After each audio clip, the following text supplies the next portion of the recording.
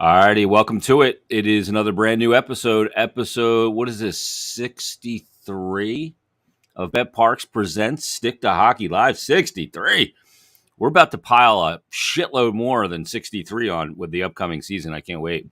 And we're going to be going to an increased schedule as well. More details on that coming up next week. But let me tell you about Bet Parks because, oh man, you had Thursday Night Football last night. The Bills and the Rams and the Bills took it -1 in the game, but took it easily. You got a full slate of college football this weekend. You got a full slate of pro football this weekend. That's already kicked off. You've got baseball winding down. You've got hockey around the corner, hoops around the corner, and it's a great time to get the Bet Parks app because it's easy to use, simple to use, faster to win than ever before. You can bet same-game parlays, live in-game betting, player performances, exact score, first to score, you name it. It is all there on the Bet Parks app. This is actually a good time to get in some last-minute futures on football for the season. It's also a good time to check out the futures for hoops and hockey and tons more, and also a good time to look at some of the futures in Major League Baseball for the playoffs and the series. So check it out. Check out the Bet Parks app. It is awesome. It is the greatest time of year. Gambling is like sports gambling is going to go through the roof now because there's so much more going on than just baseball. Not to mention tennis, golf, Formula One, and so much more.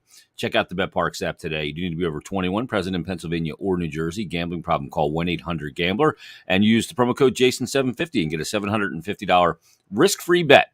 But just by using that promo code for new and existing users, terms and conditions do apply. Let's go north of the border and bring them in right now from Montreal in Quebec. It is Anthony DeMarco from the fourth period. What's up, Ant?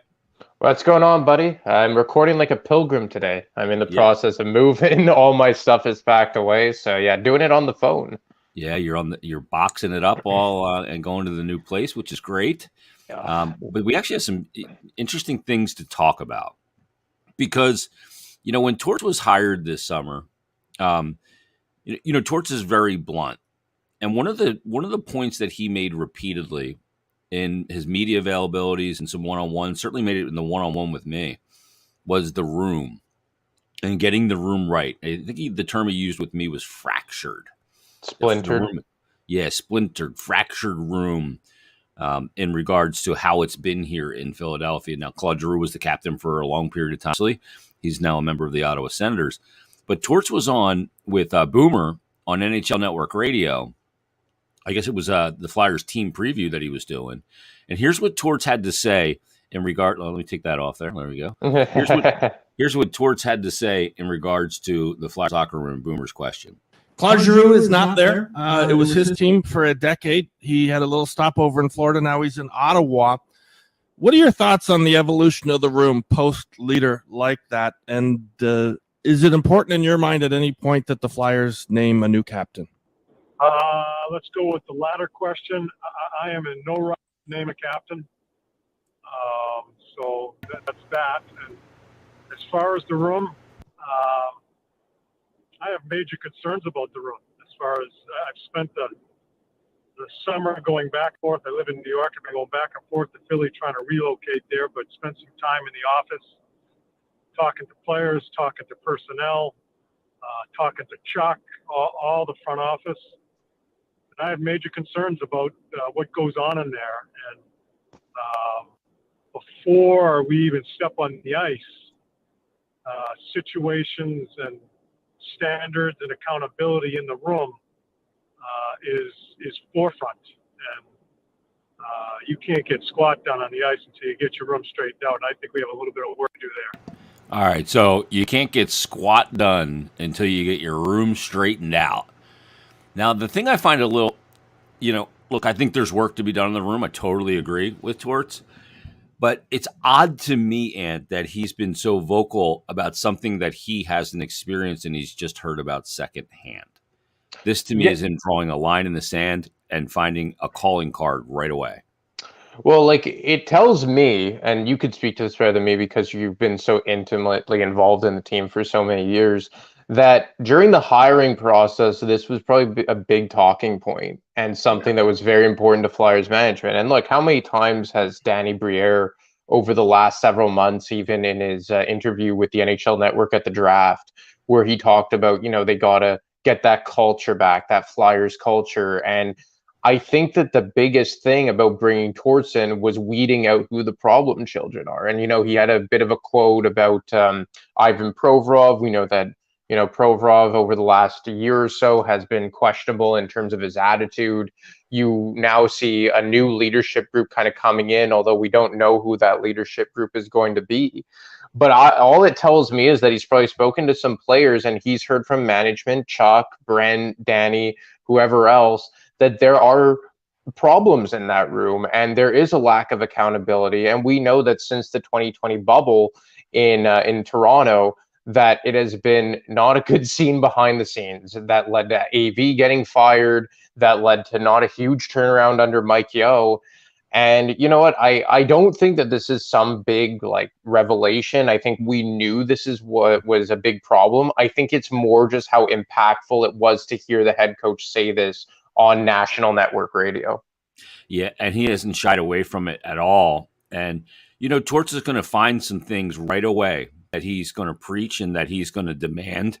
And he needs, right out of the gate, something to catch their attention, right? And this is what he's going with. And look, I don't think it's a bad thing. On Monday's Flyers Daily, I guess it was Tuesday because we were off Monday for Labor Day, but with Bill Meltzer, I said to Bill, really the episode was about this. It was about two words. This season is not about wins and losses. And you go, well, pro sports is always about wins and losses. But to me, this season is more about two other words, not wins and losses, culture and standard. And I listened to that, and Torts must have listened to the episode because he used the word standard quite a bit. A standard of play, and a standard of the way you conduct yourself, a standard of preparedness and culture, and regaining a culture that's well-defined and very entrenched and is a religion. And to me, that's the job number one for Torts, is to get those culture and standard things in order before he can get wins and losses, because wins and losses also, very often are a byproduct of culture and standard. And he said it that they can't worry about getting wins and success on the ice until they fix what's going on in the room. And that's why, if you rewind back to free agency, and let's say they had signed Johnny Gaudreau, and let's say added a centerman for the 3C. Let's just, for example, say Dylan Strome, which a lot of people wanted. Those are good on ice moves. Those are good on paper acquisitions. But if you still have problem children in the room, it's all going to be for naught, and you're going to be just kind of compounding an issue, kind of like what we saw last year. They made some, culture changes in terms of, let's say, the Jake Voracek move, moving on from a long-standing defenseman, Shane Gostisbehere, but they were just kind of trying to add talent. And while I think they did add talent and the roster was better on paper, injuries kind of derailed that plan. It's clear that there is an issue in the room. And let's take Ivan Provorov, for example. I'm obviously a big fan of Ivan Provorov on the ice, and I think he can be a number one defenseman. And I like that defensive group on paper. But let's just say for argument's sake, he turns out to be a problem child, and you cannot move forward with Ivan Provorov. Well, then this isn't a defense that's set to win now. And in turn, it wouldn't have made sense to add talent. So this is why I understand. And look, I think that we've talked about this ad nauseum, where the messaging wasn't right. I think they kind of stepped over each other's words. I think they pedaled back at the 11th hour. But this is why I think that ultimately kind of having what was the word that Chuck used, a stabilization year? Yeah, year of stabilization. That's why I think that ultimately, although the road to get here was very, very windy and tipsy and turvy and bumpy along the way, I think the ultimate destination was the right one, because at the end of the day, you can't be adding big-time talent and handing out multi-million-dollar contracts when there are so much concerns about the room.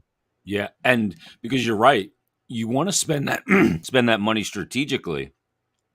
But if Ivan Provorov is a guy that doesn't fit in culturally and standard-wise, now we know he's a guy that answers the bell. He's only missed a couple of games because of asymptomatic COVID, and he was pissed that he missed games, right? He's a warrior. He answers the bell every time. He plays hard. He plays a lot of minutes. He takes his role as a professional player extremely serious. I mean, he trains as much as anybody. He's as physically fit as anybody, all those things. But sometimes personality fits into it. Is he a personality that fits, maybe, is the question, to the culture and standard that they want moving forward. And if he's not, then you have to allocate your dollars differently, because now all of a sudden a top pairing defenseman is a guy that has to go. Exactly. And obviously, that's just a hypothetical. I don't know if that's the case or will be the case. But, based on his comments at the press conference at the end of last year, where he was very salty, those questions are legit. So the year of stabilization, I agree with you. It was a long and winding road to get there, the old Beatles song. and I think they ended up in the right spot. It pissed a lot of fans off along the way, because you get, just the notion of grabbing a certain player. Sometimes you feel like you lost something even though you never had it. And that's a tough feeling for a fan base that's been through it the last 2 years.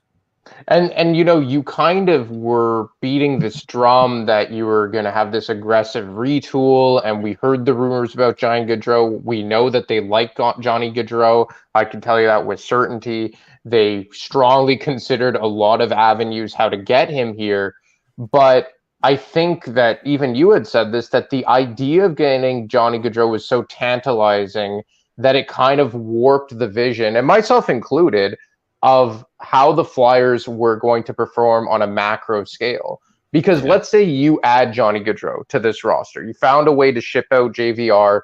You add Johnny Gaudreau, and they're a better team. But let's say there are problems in that room where, let's just use Provorov as a hypothetical, where Provorov has to go. Let's say Travis Konechny is beyond reparation here. He has to go. And now all of a sudden, you're without a number one defenseman, you're without a top six winger, and now how much farther are you back from hypothetically being a cup contending team, which is like a move that, let's say, handing out that type of contract theoretically would be reserved for.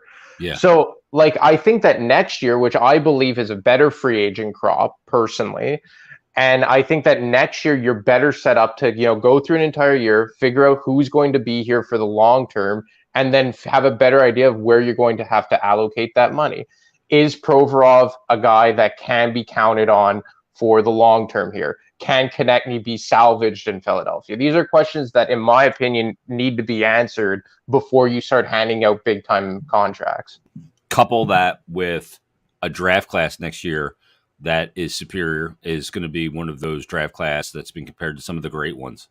The 03 draft and tremendous high-end talent in the first round. Couple that also, Travis Sanheim is entering the final year of a deal up against UFA status. You got to figure all this stuff out before you really plot your future as a franchise.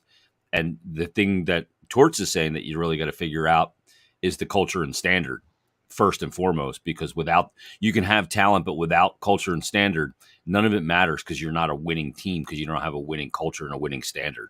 So I agree. I think the timeline and where they ended up is the right place. But yeah, I mean, we know, they liked Gaudreau. Gaudreau liked them, Big time. Big time. It's weird because I talked to JVR on, I think it was Wednesday. He's in today's Flyers Daily as my guest. And I've known James since he came into the league in 2009, right? In his rookie year. And he's a guy that when he first came in was kind of an interview where he just got really nothing. But now he's a very cerebral guy. He's been in the league, 13 years or whatever. He's played almost 900 games. And I asked him straight up, I said, dude, you've been around this a long time. This isn't new to you. Your name was out there. You know it was out there as a guy that was going to be shipped off. How did you deal with it over the summer? And he said, well, first of all, because it was over the summer, it's a little easier because you're not in the day-to-day grind of media and all that. And you want to compartmentalize it and control what you can control and train and get ready. But he said he totally understood it because they're a team that, was way out of the playoffs. And when you're way out of the playoffs, there's going to be changes. And when you're a high-paid player, you could be part of that change. He totally got it. I thought he handled it well. Well, look at the last 12 months. Voracek, a high-paid player, was shipped off. At the time, the second highest paid forward on the team. Giroux was shipped off. Gostisbehere, who had a decent paycheck, was shipped off. And look, for James Van Riemsdyk, I mean, he's become a very polarizing player on this team, probably second behind Rasmus Ristolainen. And it isn't always fair, the criticisms that come against JVR, because he is a guy that is a slam dunk for typically 20 goals. He can give you decent minutes in your middle six. I thought last year was like the first season where like his underlying numbers kind of suffered and his overall game just wasn't up to par. But I mean, who did have a good season last year? They were few and far between on the Flyers. But I think JVR at the end of the day is just a solid professional. If I'm not mistaken, is he or was he their player rep for the Players Union? Still is, yeah. He still is. NHLPA rep. So he's a consummate professional, and I would expect nothing else. But like, look, I was told by a Western Conference general manager a few months ago when I brought up JVR, he just chuckled and said, yeah, nobody's touching that guy. And that's a guy who's like slam dunk for 20 goals. But at the same time, that's not a slight on JVR, because a guy who's a slam dunk for 35 goals and sometimes 40 in Max Pacioretty was traded for nothing and actually had to be packaged with a young defenseman. So, I mean, I don't think what happened with JVR was a slight on the player. I just think it was more a testament to the times right now and how there is just absolutely no money around the league. And JVR was kind of just a byproduct of that, or a victim of that, rather. And, I think what you're seeing now is a lot of players in the middle are being squeezed more and more. And you're seeing less and less of those $3 to $5 to $6 million contracts. And it's all the guys eating it up at the top. And JVR is the type of player who at this point in his career is a middle six guy, third line player, depending on what team he is. And there's just not a lot of teams with an appetite or the cap space to pay that guy $7 million.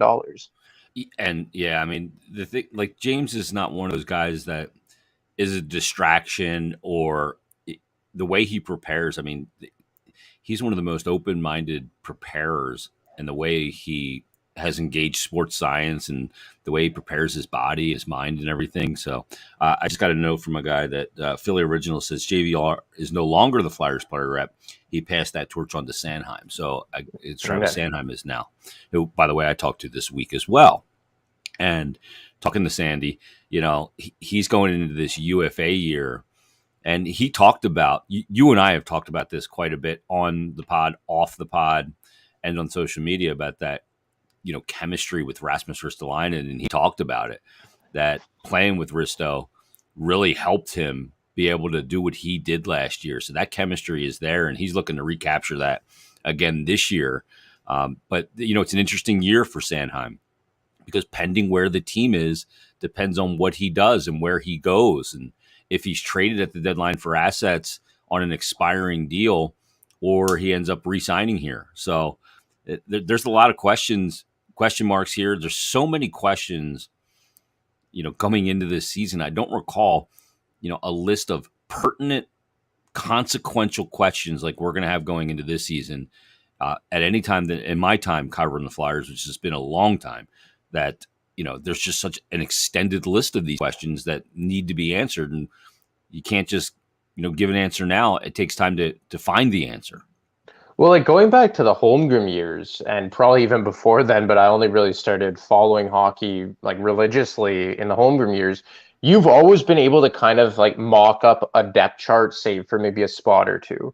But this season, like, you can make the case that like 5 out of the 6 spots in the bottom 6 are up for grabs. Maybe the defense is more set in stone, but like even Cam York, I think he's going to make the team, but maybe he has some more challenge from a guy like Zabula. Maybe Ronnie Attard really pushes a guy like Justin Braun.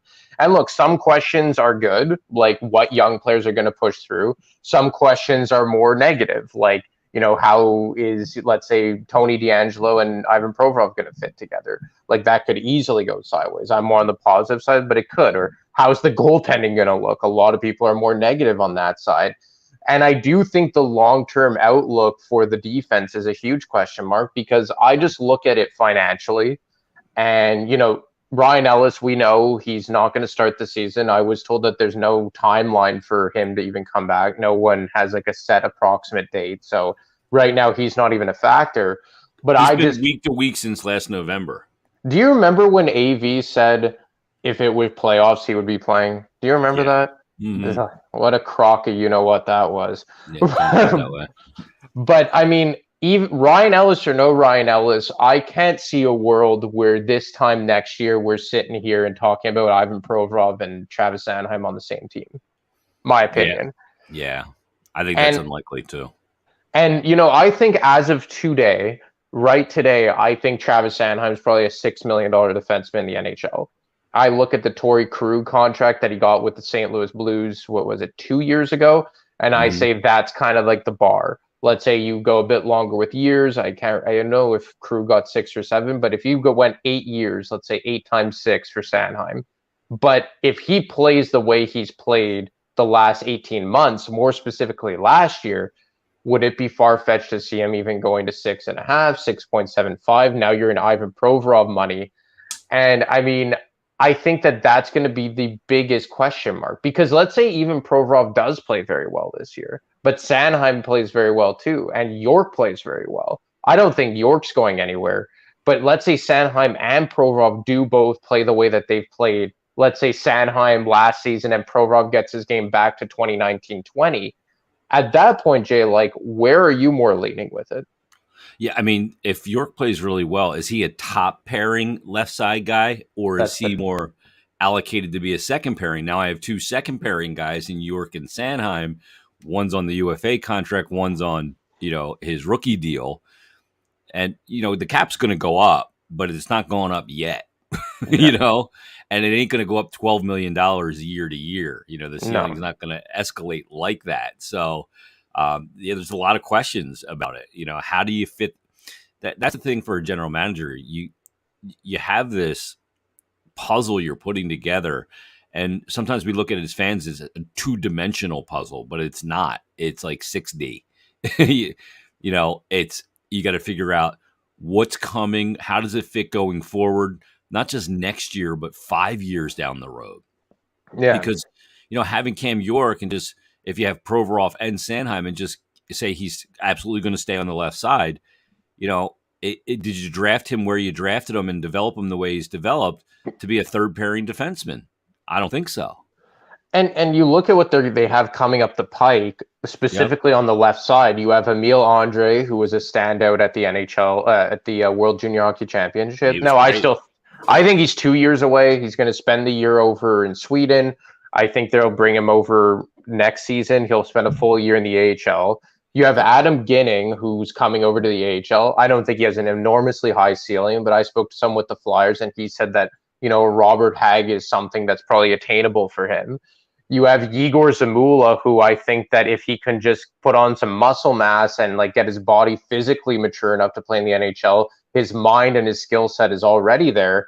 And what do you know? These are all left shot defensemen.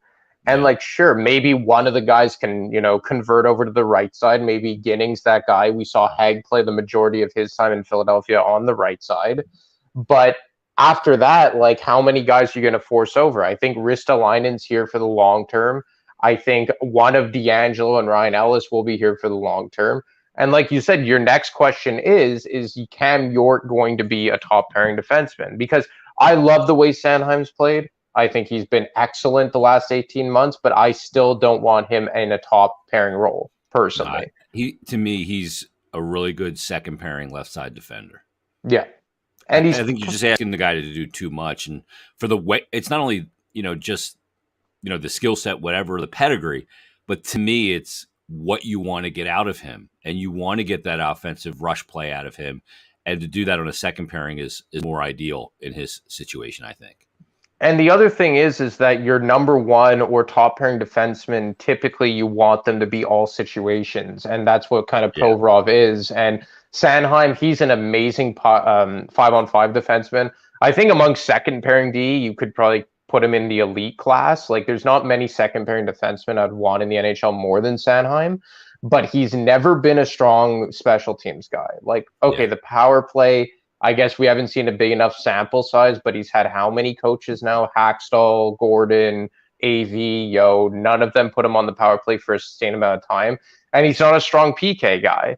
So I just think, and you've said this so many times, is that you found a situation where you've unlocked Sanheim, and I would just be very hesitant to defer from that road. Yeah, and put him in a different situation that could re-lock him in a lot of ways. Exactly. The role he's in, I think, is the ideal role as a second pairing left side guy. And why fuck with that when you don't have to? And, get what you can from him at both ends of the ice. I mean, that second pairing played a lot of minutes last year. Sometimes they played more minutes than the top pair, including Sanheim playing more than Provorov at times, which was a bit of an eye opener when we saw that on a number of occasions last year. So 5-on-5 specifically. Oh yeah, big time. And you're right. He's not a PK guy. He's not a power play guy. He's a 5-on-5 defender. He'll play a little bit of PK, but Provorov's in all situations guy. Although I don't prefer him on the power play. Same. I agree. I think Provorov, I would like to see him as a trigger man on the power play because I do think his shot is excellent. Yeah. And in PP2. Yeah, PP2, exactly. And I remember in 1920 when he had, what was it? Was that the year he had 18 goals and he led the NHL in power play goals from defensemen or something? Yeah, I think he had 17 goals that year, I thought. But yeah, right around there. And he wasn't creating a lot. If you look at the underlying numbers, he wasn't generating a lot in terms of, let's say, expected goals for on the power play, but his finishing was elite, a 99 percentile. Yeah. So, I mean, maybe that's something you could maybe try and tap into. Yeah, he had 17 goals in 17-18. Oh, wow. 17 goals that year. And only two of the goals came on the power play, 15 even strength goals.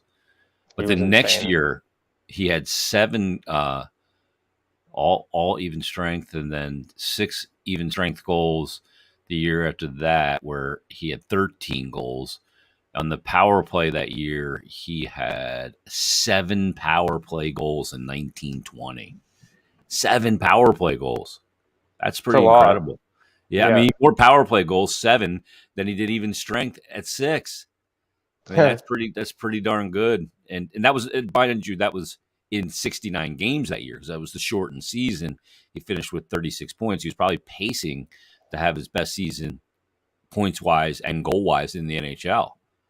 Oh, well, that year, as a transition defenseman, he was borderline elite. And his finishing was very good. Niskanen. Yeah. I think that year he was on a trajectory to be a top 10 defenseman in the NHL. Yeah. That year. 150 shots on goal that year, 8.7 per game. And in the 17-18 season, he had 203 shots on goal for an average of 8.4 when he had the 17 goals and 24 assists. So, I mean, that's certainly an element of it. I could see him on PP2 with a Cam York out there as well. Yeah. A lot of times on PP1, it's one defenseman. That'll be D'Angelo, right? And then PP2, if Ryan Ellis isn't in the lineup as we expect, I imagine it's going to be Cam York, Ivan Provorov, and then your second power play unit up front. To be honest, I know that they've had a refusal to do this, but I would like to see Ristolainen because he's had success on the power play in Buffalo. He's got a bomb, man. A bomb for a shot. And not to mention that he's actually a good forechecker. The few times that he would not lead the rush, but he would be the first one in, let's say when the forwards were on a line change or something.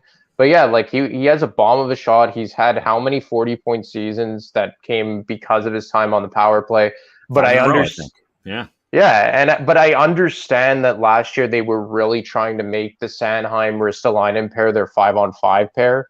But I'm wondering now that you have a legit, I would say, top pair, I would say Provorov, D'Angelo, and that third pair, because you're essentially subbing out Sealer and Yandel for York and Justin Braun. And it's an amazing upgrade. And your top pair now isn't a complete, I think last year their top pair was probably bottom 5 in the NHL because Justin Braun just should not be anywhere near top pair. Yeah. And now you could say it's more in the middle of the road. Their second pair is very good. And I think their third pair has the potential to be very good. So I think that it's going to allow for Bradshaw to really kind of mix and match here and kind of allocate the time on ice much better and subsequently get more out of each guy. And I think the pairs just fit better together because you have a puck mover or a guy on every pairing that can exit the zone very effectively. Cam York is a very good passer, and Sanheim's a guy, decent passer, but good at using his legs to skate his way out of trouble. Coburn-esque. Very, long, a guy like that. Not a really physical big guy, but and then obviously on the top pair, D'Angelo's a good passer as well. Provorov's a good retrieval guy. So there's a lot of elements there. I think defense could be a lot better, and the byproduct of that also could be, if the team defense is there and in zone, D zone defense and structures there, then all of a sudden the goaltenders look a lot better too. And I mean, that obviously goes to Hart, but the other part of that is going to be Sandstrom, and because I think he's going to end up being the backup, and we'll see about that. That's one of those question marks for me going into the season is Felix Sandstrom. Small sample size. I've liked what I've seen, but the sample size at the NHL level is still so small. It's tough, but look, I'm one of the guys that I wanted them to bring back. I wanted them to run with Felix Sandstrom or Ivan Fedotov. And obviously Fedotov was a guy that had much more upside based on what he has done in Russia the last few years. But I didn't want another Martin Jones or Jaro Halak or Thomas Greiss. I wanted to see what you had with one of these guys. And look, small sample size last year, but even Sandstrom's expected save percentage, all that, or goals saved above expected, whatever the metric's called, were strong. And a very small sample size, but I think you have something with this guy that, even if he's not great, how much worse is he going to be than Martin Jones? How much worse is he going to be than Brian Elliott? I think that even at that, you're going to have an improval in the goaltending. And I think you have a guy, maybe not for Jones because he was more or less durable, but because Sandstrom is a young guy, I think he's going to be more durable, that if he has to string together some games, because we know Hart has battled some injuries, I think you're better suited for. I don't know. You're way more, knowledgeable about the goaltending position than me, but I'm very excited to see what Sandstrom could bring this year. Well, to me, in really thinking about it, it fits into everything else. It fits into the year of stabilization. Yeah. It's about finding out what guys are. And because he has this small look, everybody has a small sample size at some point. Yeah. Right. Yeah. And you got to take a little bit of a flyer sometimes, pardon the pun, and go, I got to find out what this guy is. There's only one way to find out what a guy is. That's to fucking play. You don't find out what he is in practice. I mean, you know what he is in practice. You know what he is as a pro and his preparation and his work ethic and all those things. I've talked to Dilly about him, Flyers goalie coach Kim Dillabaugh. I mean, they drafted him in 2015. I mean, they obviously know him very well. And around for a while. Yeah. So, I mean, they've worked with him obviously quite a bit. So I think it's a huge question mark coming into the season. But when you look at the congruent aspect of what this season is now, and we're going right back to where we started, is the year of stabilization and year of finding out and culture and standard, then it makes sense, I guess, to do that. I was a guy going, I'd like to come into the year with a little bit more, pedigree, and I love a veteran guy behind a young guy. Hart's still young, but he has played a lot in the NHL already, so he's maybe not as young as his birth certificate in NHL terms would, indicate. For sure. And look, if the Flyers were a cup team, obviously we're worlds away from that at the moment, but would I be comfortable with this? No. I would have said, I want a guy like James Reimer, that kind of guy behind you, or an Antti Ranta, that type of, backup. I think that, like you said, traditionally, that's the best way to do it. Or what we're seeing in New York this year, Shesterkin with Jaro Halak. That's the way that the traditional type of goaltending tandem that we've seen. But there are just so many guys here that you have to find out what they are. Look, going back to 2017, we have been, me personally, Dan on Brotherly Pod, we've been wanting to see a 3C since the trade of Braden Shen. But now I'm at a point where I'm just because you're not really trying to win right now, is there a point to bring in a Dylan Strome? Or would you just be better off to see what Lazinski has, what Frost has, but next year at this time, what Denwyer has? Because you're not really trying to win at this point, you might as well just see what some of these centermen have. Yeah, this is a huge inventory project to find out who's for real for the NHL, for the pro game, and who's not. And then if you don't have that piece, then you can make the decision to go out after a Dylan Strome type 3C player that can help you. If it's not in-house. If it's in-house, it's great because it's not going to cost you as much as one of these young guys on an ELC. So that's a big part of it too. And we still are essentially in this flat cap world, and that's just part of the equation. Yeah. So no, that's exactly it. All right, let's get out of here on that note. That was a punchy episode. We covered a lot. Started with torts. Let's see if we have a comment here. Let's see if it's worth putting up on the screen. And Steve, of course it is. Steve says, Ebinger, great show again, Jason. Thank you, Steve. You're a great listener. What a dick. He didn't even recognize that I was here. I'm just kidding. He knows you're there. But that'll put a wrap on it. That's episode 63. And get moved into the new place, all right? Good luck with the move and everything. Appreciate we'll talk to you it. next week from the new domicile. Thanks, man. It's going to be a hell of a view. I'll give you that. All right, everybody, read Anthony's stuff at thefourthperiod.com, TFP, and also on Twitter at ADeMarco25. Thanks, brother. Thanks, buddy. Take it easy. There he is, Anthony DeMarco on episode 63 of BetParx Presents Stick to Hockey Live. Oh, man, a lot to cover there. It's ready to pop off. All of it's ready to happen here for this season. Rookie camp starts on Wednesday. Rookie games next weekend. Full training camp on the 21st on the ice, I think on the 22nd, which is 2 weeks from yesterday. So first preseason game is 15 days away, the 24th. So we're right there. So a lot to get to and tons to get to here on Stick to Hockey Live. And as I said, we'll be expanding our coverage this season even further. And we'll get out to all the details on that coming up next week on next week's episode. But that'll put a wrap on this one. But get the BetParx app because you can get your action and all the hockey stuff that's coming, futures. And then once the games start, same game parlays, live in-game betting, player performances, you name it, it's all there. Props, teasers, parlays, all alternate lines. You can do that on all the football action coming up this weekend, both in pro and college. Oh, man, it is all going on. How about the end of the baseball season and right into the MLB playoffs? You can get all your action there as well. And all those same things. Same game parlays, player performances, live in-game betting. It's all available for you. So check it out. Check out the BetParx app. Easy to use, easy to navigate, faster to win than ever before. Make sure you punch in that code JASON750, JASON 750. That's going to give you a $750 risk-free bet. Now, that's for new and existing users. So, again, JASON750, punch that promo code in. You'll get that $15 risk-free bet, and terms and conditions do apply. So check it out. Get the BetParx app. You do need to be over 21 and present in Pennsylvania or New Jersey. Gambling problem, call 1-800-GAMBLER. Beautiful weather outside, a little chillier. We're on our way, people. On our way. Thanks for watching BetParx Presents Stick to Hockey Live. We will talk to everybody next week as rookie camp will be underway. That and much more. Have a great weekend, everybody.